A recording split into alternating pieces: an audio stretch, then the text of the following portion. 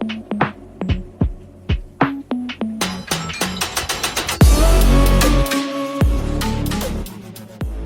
Marvel fans, comic geeks, and all the nerds in between. My name is Megan, and I am here today to talk about the newest episode of Daredevil Born Again Season 2, Episode 6. We are actually at 6, and it's going way too fast. I was so excited for this episode. I love that we were getting Jessica Jones. This is my Super Bowl. I love the Defenders. I love seeing them come back, and Jessica Jones especially is amazing. So I was hyped for this episode, and that energy never left. So starting out the episode, it opens up with Wilson next to Vanessa's dead body. There was some tension in the air when the doctor comes in, and I said on Threads, also, if you're not on Threads, you definitely should be, because there's a Daredevil watch party where we all talk about it throughout the whole episode. I said on there, Kingpin's about to put the smackdown on this guy, and what did he do? He squeezed him to death. Now that's the Kingpin we all know and love, or hate, depending on where you're at. But this is an unhinged Kingpin, and we are off to a really good start. So we see Vanessa's funeral. Kingpin sits by himself, which is, I know he's a bad guy. But it was still really sad seeing him sit by himself. That's all. He wears all white. He sticks out from everyone. It is very symbolic of how he is alone, no matter how much he's built, how many resources he has. He is still the odd man out. Then he just walks out of the funeral to do Kingpin things with his Kingpin friends, I guess. I don't know. Daniel's birthday is also the same day, and BB wants to celebrate. And it feels like BB seems to be catching feelings, or she's a really, really, really good journalist. But the problem is Buck thinks BB is the leak. So now BB is on his radar, and that is not good for our girl. So it then switches to, we get her back. We get her back.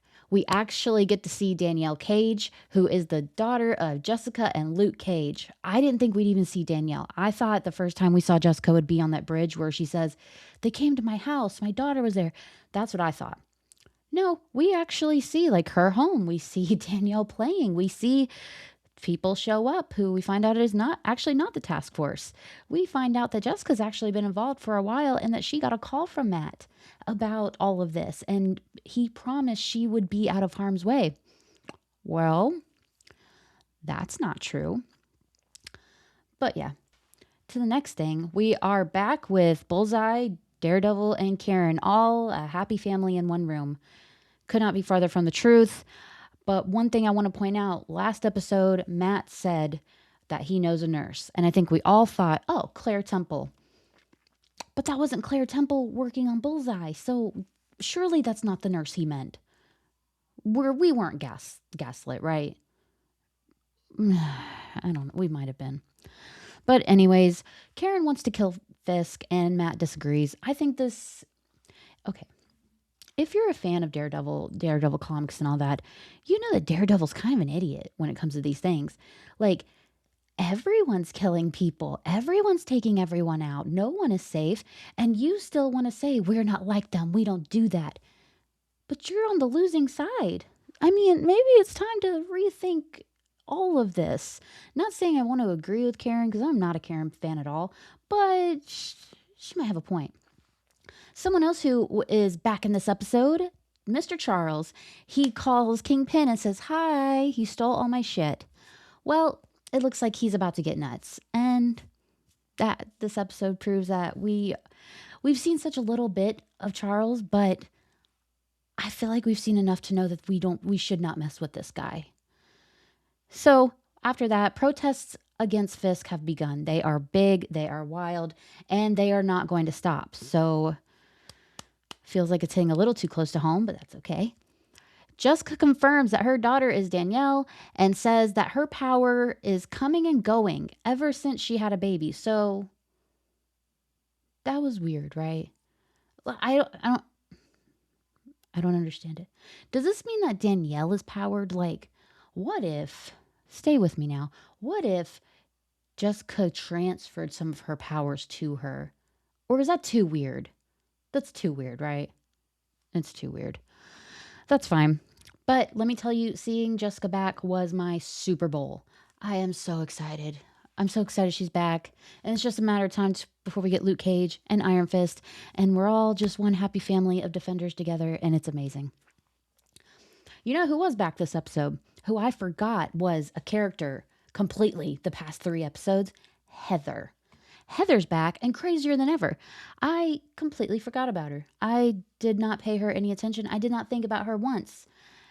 And here she is back. She attends the funeral of Vanessa, and apparently Heather makes it all about her. She goes up to a room, she's crying. She talks about what happens with Muse when Buck comes in. And it's like, Heather, today's not about you, though. Like, stop. And then Heather tries to choke Buck out, which is a choice. But when she leaves, Buck does look shaken and stirred. I'll be honest with you. He was not well after that. So she's nuts. I think he's kind of into it, though. I'm not here to kink shame. The next thing, Daniel sets up a trap for BB and says Fisk isn't running again. They head to Daniel's mom's house and she doesn't fall for the trap, thank goodness. BB actually tries to kiss Daniel and Daniel is so done. He loses it. He can no longer protect her, according to him, because he found a file on her that he knows are the leaks. So their relationship is done, BB is done, and Buck still has her on his radar, so she might be screwed. Karen wakes up Bullseye, who is shirtless and handcuffed, and by coincidence, that's exactly how I like him. Karen aims a gun at his head, and Bullseye thanks her for doing it, but Daredevil stops her. And I knew these two were going to fight over Bullseye. It was so obvious, and it had to happen, because Bullseye's tried to kill Karen how many times? Bullseye killed Foggy, and Daredevil walks in with a passed out Bullseye, and the first thing he says is, "Can I get some help?" You know, this wasn't handled well by anyone. But Karen begs him to let her kill Bullseye, like Matt's gonna say yes. Karen, you gotta think, like, you either gotta pull the trigger or understand that you're not gonna pull that trigger. But whatever. So we go back to the protests and they're all wearing Daredevil masks, which I thought was really cool. And maybe in our real lives we can look into that because I kind of dig that a lot. While the mob is outside getting crazy, everyone is pissed and screaming. They have signs. Kingpin is inside watching it all unfold until Buck comes in and says the governor is pulling her support of Fisk. While that happens, Karen plays the recordings of the hostages, and Fisk is just having the worst day of his life. So he's just been building and building and building this entire episode, and we're getting the Kingpin we deserve. Not saying he's never ever been bad. He's never been bad. Vincent D'Onofrio is amazing. He plays Kingpin amazingly. But I like an unhinged, getting weird kind of Kingpin, the kind who'll just go choke out a doctor just because. But Kingpin's day is not over, of course, because Daredevil pays a visit to Fisk and says that Fisk needs to walk away from all this because look at how many lives it's taken. Fisk actually agrees, and it does kind of seem like we're going towards some kind of agreement where they both surrender. Daredevil says if Fisk leaves New York, then he will leave New York. And I don't know where this was going to go. Part of me thought he would be like, okay, let's do it. But then it's like, there's 2 episodes left. So, it's not going to go that way. Kingpin gets set off. He has a fight with Matt that is so reminiscent of the original Daredevil series. And I loved every minute of it. Outside of his home, Powell, probably the worst character of the show, kills Saunders. If you'll remember who Saunders is, he's the one that Karen took hostage. That helped them out.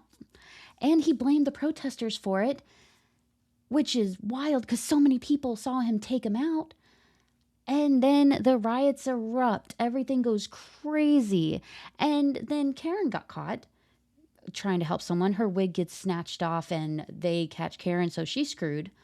I'm very interested to see where is Bullseye right now. Is he still attached to a bed?